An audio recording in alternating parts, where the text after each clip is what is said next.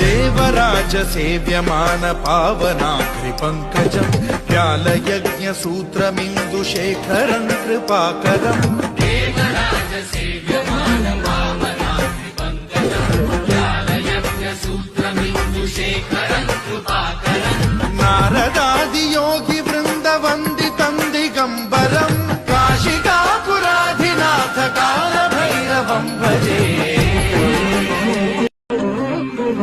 Devraj सेव्यमान पावनाग्रिपङ्कजम् व्यालयज्ञसूत्रमिन्दुशेखरम् कृपाकरम्